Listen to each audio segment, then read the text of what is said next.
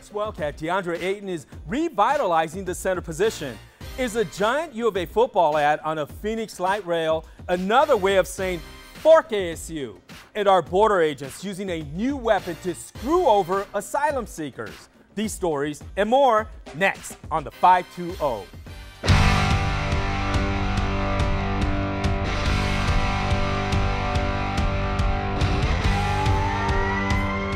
Well, welcome to the 520. I'm Steve Nunez. And I'm Marty Mata the Fourth. Thanks for joining us. And you, the biggest Arizona hater, a USC fan wearing an Arizona sweater. Sports you enthusiast. You are disrespecting the logo, the brand, the great University of Arizona. And you got food on your sweater. You got something right here, too. Yeah. Well, guess what? You're going to have crow on that sweater, too. You know why? Why? Because you're about to eat crow for calling DeAndre Ayton and predicting his first season to be trash. Here are the facts. You are going to be eating your words right now. While it's ex-Wildcat and Phoenix Suns #1 pick DeAndre Ayton bringing the big man in the middle back to life.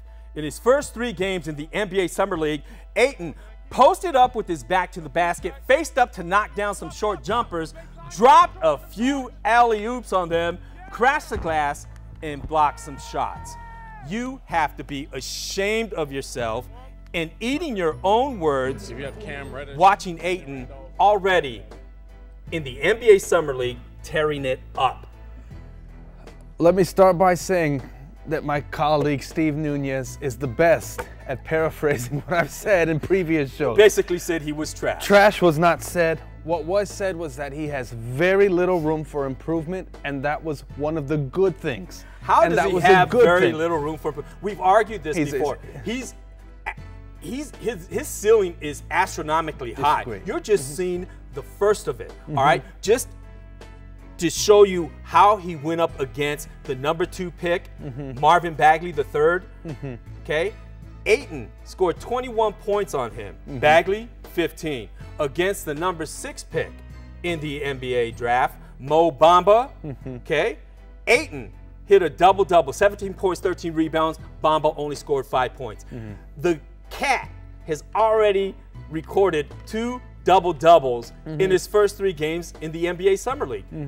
He's ridiculous. See, you're misjudging the Summer League for what it is. The Summer League is to judge technique. If we're going to start throwing around stats from the Summer League, it's like being the tallest hobbit.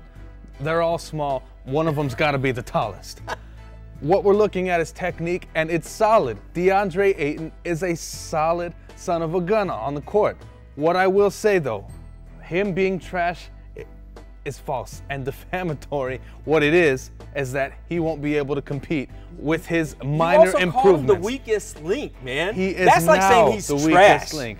That's like saying he's trash. trash. That's how you millennials talk. What it is now is he will be unable to compete in the NBA West with teams like Utah, unable to compete? Los Angeles. He's showing he is able to compete. See, you need to correct yourself, man. I mean, seriously, you keep dropping these little hidden words here and there. Steve, come back to earth. The bottom line is he is bringing back the center position. He is looking like Hakeem Olajuwon, Houston, Hall of Famer. He's looking like Kareem Abdul-Jabbar. He's looking like Patrick Ewing. The guy is showing greatness already. I guarantee you, the Phoenix Suns will make the playoffs this year. We already bet that. Last thought before we go into the next story. The faster the NBA finds out how much of a one-trick pony he is, the faster the NBA Suns will crumble. One-trick pony. More about the Kitty Cats. Did ex-Wildcat Alonzo Trier really say he turned down the once-in-a-lifetime chance to get drafted? Trier said he'd be expected to be drafted at number 36, but when that didn't happen, he said in an interview that he turned down teams from 41 on because he felt playing for the New York Knicks is the best fit for him. One word, and I've said this before, unfrickin' believable.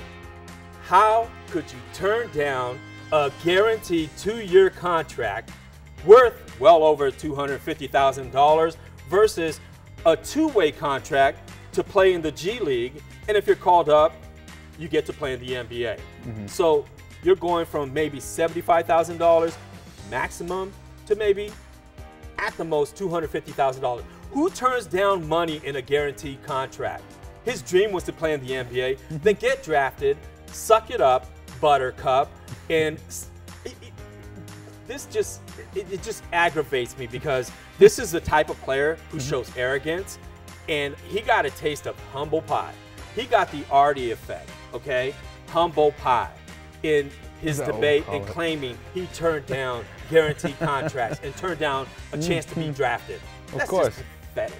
I agree completely. This might be a bit of a hyperbole on his side, but what we can agree on is that the problem, for one, is not that he didn't want to sign with any other teams from 41 on. It's did any teams from 41 on want to sign him? He claims they did. Did anybody else want to sign him with that attitude? He hasn't had his first legal beer, and he's already had that we know of. That we know of, and his head is already bigger than Russia. That's what the problem is. The even bigger problem is that someone like Sean Miller would sit down with this kid, do a home visit, and not find out that that's where his head was at the entire time. The best thing I've heard you say in a while, because I will agree with you, Arizona's program does have a history of mismanaging these players, especially in today's era. Filter out the fools. Look at the mass exodus we've seen over the last 5 years. It's been ridiculous with these players leaving for the NBA and not being able to make it. Pathetic and poor. Agree with you. Well, it's time for Rapid Fire. I fire off a local sports topic. Artie gives, hopefully,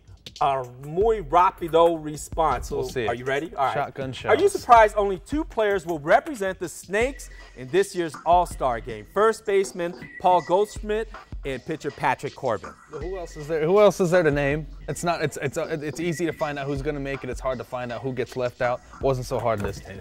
I'm surprised with Goldie because he batted, what, 144, I think, in the month of June, but rebounded to 364. 364 in the month of June. But Corbin, man, he's averaging 11 strikeouts per 9 innings. You got to give him credit. I do. I love it. All right. Well, women's national golf title, Arizona rewarded coach Laura Iannello with a 5-year contract extension. Don't reward a fish for swimming, but always reward it for doing cartwheels. What? She did a good job. Give her a pat on the back. Fish doing cartwheels? Yes, reward them. A fish doing cartwheels. What does that have to do with a coach getting a contract extension? It's a metaphor, Hazel. Hazel? Man, where are you today, man? I have no idea. Here's what I'm going to say. If we can reward a male coach for not being able to win a title, Sean Miller, we could at least reward a female golf coach for winning the title. Love it. All right, ex-Wildcat Raleigh Alkins still hasn't signed a G League contract to play for the Toronto Raptors. As expected, it turns out he no longer has an agent. Disappointed but not surprised. More shots at Sean Miller, more shots at the terrible people he continues to sign, and how he fails to maintain them when they're so young and so vulnerable.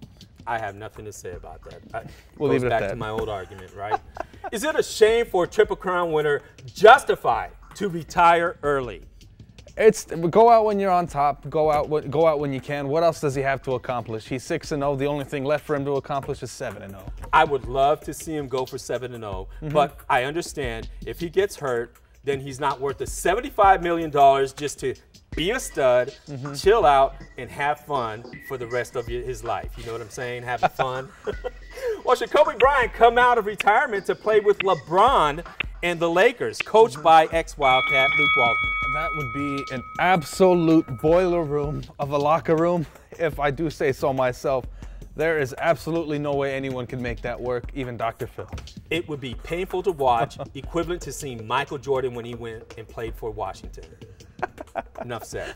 All right, that was rapid fire. Good job. On to the next one. Well, is a giant Arizona football ad wrapped around a single light rail promoting season football ticket sales another way of saying fork ASU? Well, the U of A athletic department says this light rail seen right here is supposed to target 50,000 Wildcat fans living in Maricopa County, but the light rail runs mostly through ASU campus. What do you have to say about that? First off, trolling at its finest, if I do say so myself, but this could also possibly be trying to kill 2 birds with 1 stone. I mean, the difference in tuition between the 2 programs could have something to do with it. It could be targeted to the student body. But why isn't there more of an effort to sort of to allocate the already season ticket holders. Those guys drop like stones. Anything to stick a fork in ASU side, I'm all for it. I love it. I think it's great. But we also have talked about the cash-strapped University of Arizona enforcing these mandatory fees on students to pay for the athletic program. That's a waste of money. Why? Because if it's going through ASU campus, what students are they going to get to buy season tickets for University of Arizona? And what's the return on investment anyway for a light rail in Maricopa County to entice ticket buyers? I mean, they should have that ad up on the south side where there's disposable income if you want to fill Arizona Stadium. Right? I agree. All right. Well, One last second. Hurry. We got to hurry on this one. Well, at least, should Arizona Cardinals fire GM Steve Keim, who got busted for a DUI? Keim got pulled over on July 4th by Chandler police. They did not say how much booze he drank, but they did release him later that day after being processed. Keim's been with the organization since 1999. He was promoted to GM in 2013. All right, at first, when this story came out, I was for suspending Steve Keim. As you'll recall, Steve Keim suspended Michael Floyd 2 years ago when he got busted for DUI in Scottsdale. That one was He bad. was asleep. That was bad. He was asleep behind the wheel when the police officers rolled up on him. All right, so I was for him getting, suspending himself in essence. But now we find out that he lied to police and misidentified himself, so he tried to drop another name. He lied about how much he had to drink and where he was drinking, and then he lied to the Cardinals organization. So you know what I say? He should be fired, period, for all of the above. Had he just told the truth in the beginning, suspension, but not when he lies like that. Done. What does that say to the rest of the team? It's an absolute stab in the back, if I do say so. But if we're going to keep bringing up the constant and repetitive problem of the character issues in the NFL by the players, something like this needs to be taken care of. This is what makes the players feel absolutely worthless, because there is absolutely no accountability in the eyes of the superior to them. And that's exactly what I'm talking about. If you can't hold yourself accountable, or if he can't be held accountable, how do you expect to hold the team or the players accountable? It's not fair. It's not. And if there's going to be absolutely no action taken from this, there at least needs to be a press conference held by Steve. There at least needs to be some sort of statement given out by the president, by the owner, by somebody to solve and resolve this. All right. Well, let's jump right into, do we care? As you know, we love to tackle community issues and not just sports, and ask ourselves, do we care? Well, more than 50 immigrants, many from Guatemala, are still waiting at the Nogales border for an opportunity to ask for asylum, according to the Arizona Daily Star. CBP claims the month-to-month wait is due to staffing shortages. Do we care? This could be very subjective of me to say and very relative, but I do believe that the border service is considered a luxury service. But due to the adjacent problems that have came from this entire situation, there is now an absolute label of urgency on this. This needs to be solved. Of course, these people aren't on vacation. This needs to be solved as urgent, and it needs to be organized as urgent as possible. Luxury services at the border? That's a ridiculous argument. Listen to another this. Paraphrase. Wait. Another paraphrase. But listen to this, okay? The number of people being processed right now is no different than the number of people that were processed in December. 1,036 families, 217 unaccompanied minors who went to the border and were seeking asylum. There's no different. There was no line then. Why is there a line now? Because it fits the Trump administration's narrative to punish and separate these kids from their families. This is a new weapon the CBP is using to purposely stall and screw these asylum seekers over. Nationally, it's illegal. Internationally, it's illegal. It's a mess. Apparently we are above the law like our own president. The Hispanic unemployment rate dropped to a record low in the month of June to 4.6%, down from 4.9 in May, according to the U.S. Bureau of Labor Statistics. Do we care? Of course we care. I will say this, though. After the Great Recession, when Obama took office, it was at about 11.3%. In 2016, on President Trump's inauguration, it dropped to 5.9%. In the year since, it's dropped another percent. So not all credit should be given to President Trump, but of course he's going to take all the credit. But I'll give him credit for that 1%. You know why? Because if he can maintain that momentum, then he deserves some credit for at least maintaining that momentum. That much I'll give him.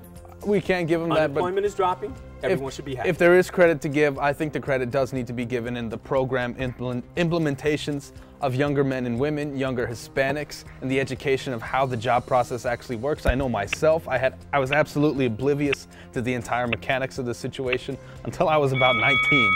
So I do say, just oblivious to that. A little oblivious. It's a bit hard to get into. We're out of time on this one, so I'm going to go quickly on this one. A new lawsuit seeks to block Arizona from enforcing its ban on ballot harvesting for the upcoming election, claiming the state has no legal authority to regulate who can and cannot deliver someone else's mail. Do we care? I'm quickly a little relieved that there's a lot more eyes being put on this situation. I'm glad that the sparks were put out before they turned into flames. There's potential problems on both sides, so we can agree. It's BS. Okay, voter fraud is rare. In 2016, during that election, 50 people were accused of double dipping basically and casting 2 votes. 20 of them were actually indicted. Of all the thousands, really, it's just a narrative to fit that there's so much voter fraud going on. It's ridiculous. Let people pick up people's other votes who can't make it to the ballot and let them exercise their freedom of speech. Right to vote. All right, well, you've heard the phrase, oh, no, you didn't. Well, here at the 520, we're not afraid to tell it like it is with, oh, yes, we did. Well, Arizona Cardinals team president Michael Bidwill posted a story on Twitter praising new Supreme Court nominee Brett Kavanaugh. The tweet reads, quote, "I've known him for more than 37 years," end quote. The same tweet then links to a story posted on the Cardinals official team website. Bidwill goes on to enthusiastically support Kavanaugh's nomination, stating the two attended Georgetown Prep together in 1983. So why does this have my jock strap in a bunch? Because it's a show of extreme hypocrisy. That's why. Stumping for his friend? That's not a problem. But posting it on the team's official social media sites violates the same policy Bidwill and other NFL owners recently enforced on athletes, black athletes, to keep politics off the field and out of football, therefore banning players from kneeling during the national anthem before a game. And no, you cannot argue that exercising politics on social media is different from players displaying it on the field. If you do, then you're saying it's okay for Bidwill, a white owner, to exercise his freedom of speech that may also offend thousands of fans, but it's not okay for a black athlete to exercise his freedom of speech. If you're going to leave politics off the field, then it should not be displayed on the playing field or on official social media sites that serve as the voice and the face of the entire team and the organization. Not, again, pure hypocrisy. I agree, right on the nose. I as well have another bone to pick with the Arizona Cardinals, kinda. Oh, honey. And I'm talking about the honey badger Tyrann Mathieu. Not your honey? Not my honey. Awaiting the release of Madden 19, EA Sports released this year's player ratings, labeling Mathieu as a 93 out of 100 overall. Not bad, right? But apparently there's still sour grapes between him and his first home of Arizona. Take a look here. I got cut and I'm a 93. Sir, if I do say so myself, you got cut because you're a 93 and still get managed to be outplayed by a rookie. You got cut because of your capability to have the most defensive snaps in the NFL in 2017 and only get 2 interceptions. You've heard, your new head coach Steve Wilks was a former DB, so don't you think he might be able to see past your rock star facade and see that you provide absolutely no help to the run game when you're considered a hard-hitting safety? Tyrann, you gotta take all that somewhere else. And you also have to recover from a surgery that involves one of those shoulders you use so frequently. Tyrann, good luck to you this year, man. Yeah, let's just hope Sam Bradford can stay healthy this year so the Cardinals can win some games. I agree. All right. Well, before we go, take a look at this. Find this quite disturbing. An AAU Youth Summer League basketball game in Atlanta turned into an all-out brawl with players and referees trading blows. The referee clearly got the worst of it. Both sides pointing blame at each other. Artie, who do you blame for this? I blame everyone involved. Someone needs to take self-responsibility, some self-accountability, and maintain it on their own accord. Sadly, control what in you can today's control. day and age, no one's going to take self-accountability. But I've heard pundits protect or try to protect the kids for their actions and say it's not their fault. The grown man should not, as a referee, have squared off to fight a young teenager. But you know what? If you're going to be fair, ban the referee and ban all those kids who threw blows. That is accountability, and that's exactly the right thing to do, period. Right? Let's take it. All right. Well, that does it for this episode of the 520. Our goal is to tell it like it is because it's all about giving voice to opinions, even if you don't agree. Be sure to follow the 520 on Facebook and on Twitter at the 520 Tucson. And if you have a topic you want us to cover, send us an email at the520@KVOA.com. I'm Steve Nunez. And I'm Artie Mata IV. Join us next week on the 520. Go Wildcats.